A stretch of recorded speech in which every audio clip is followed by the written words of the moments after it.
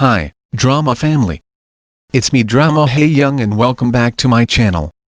This week once again It's Okay to Not Be Okay proved everyone why it's one of the hottest drama of this year. One thing I loved the most about episode 7 and 8 was how different they were from each other. Episode 7 was more on an emotional side. It showed us the deep wounds of the characters.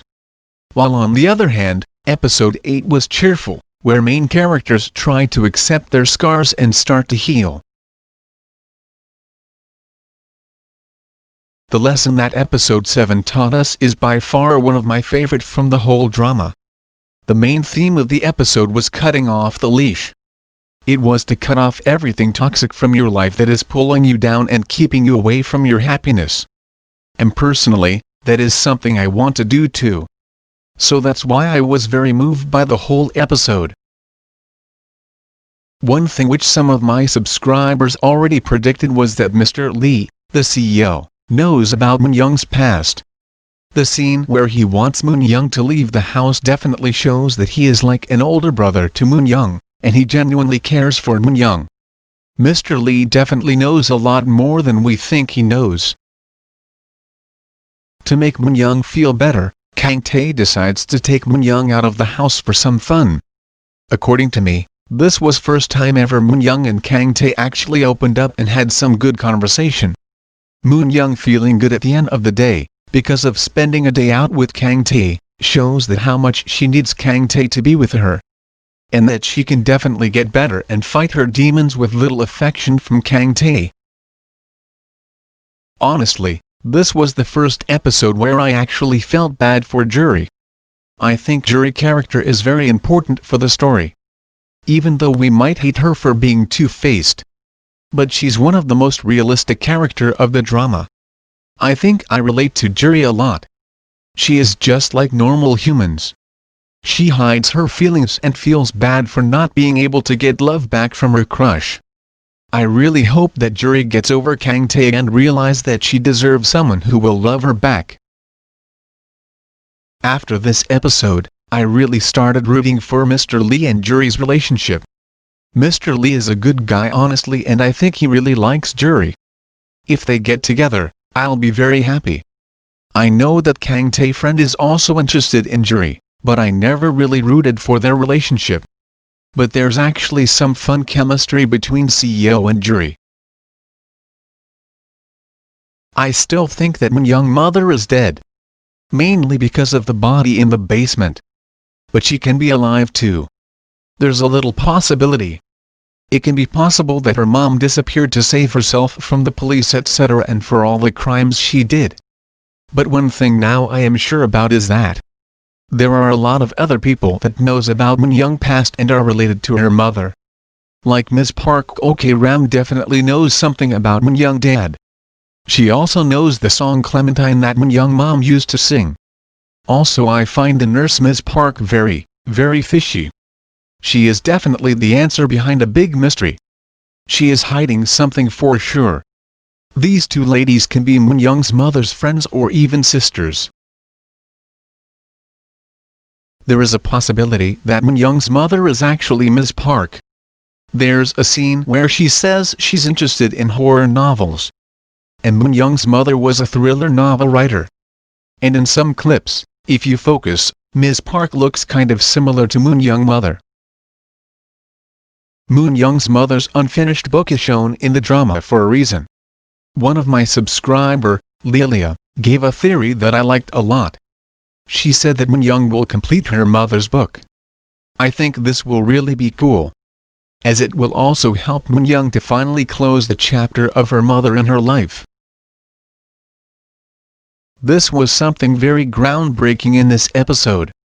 Kang was so much affected by his past that he only kept bad memories from his past. He forgot the parts where his mother actually cared for him. Kang focused only on the bad. But this episode really showed Kang scars. It was very sad to see Kang finally opening up his scars. Because before this, he always acted tough and never shared his feelings. I really love his relationship with his friend and I am so happy Kang have such a supportive and loving friend in his life. One thing I noticed in the episode was, Sang-tae might be lonely. Sang-tae only has his brother for him. And there's some things he cannot share with his brother. He needs a friend with whom he can share his feelings. This was one of the most unexpected and biggest thing to happen.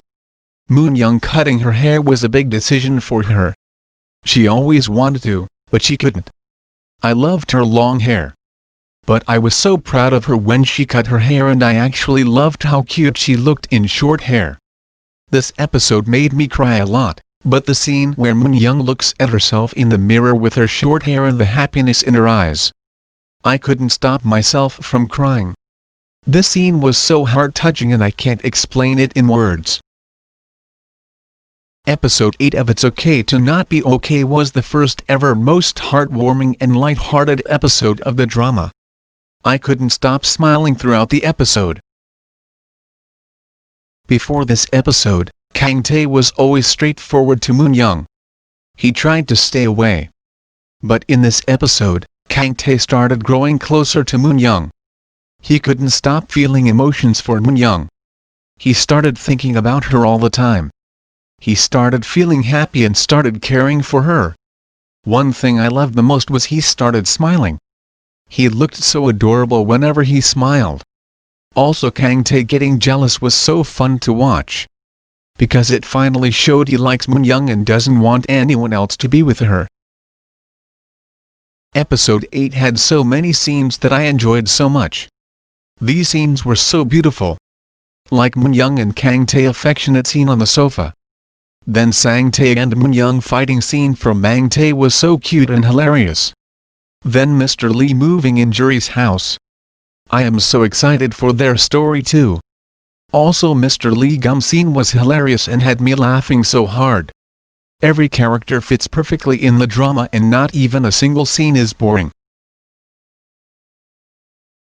I think Moon-young have started to understand the meaning of love. She still doesn't know what it is that she feels for Kang-tae. Is it love?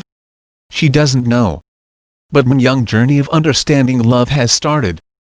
I loved how Moon-young tried her best to take care of Kang-tae.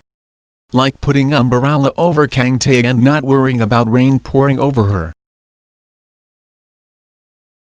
I am not sure about this. But I really think that Sang-tae likes Moon-young romantically. And he is going to be very jealous and against Moon-young and Kang-tae growing closer. This can even be seen in the next episode. I am not ready for this. Because Kang-tae will be torn between his brother and his love. He will have to choose one. I hope somehow Sang-tae accepts that Kang-tae needs someone in his life too. Till now we have never seen Kang-tae losing control of himself and getting angry. But in episode 8 end, he finally takes it all out. All the years of suppression and anger, he takes it out. I think this scene was very important and it really shows a new beginning. Kang-tae will start living for himself. I loved how happy Kang-tae was in the end because of letting out his anger. That smile on his face was genuine. I am so happy that for once, even if it is for a day, Kang-tae will have some fun. Moon-young, I am counting on you, please give Kang-tae lots of fun and love. So fam, what do you think of these new theories? Do let me know in the comment below. I'm excited to know your views too. Take care everyone. Until next time, bye bye.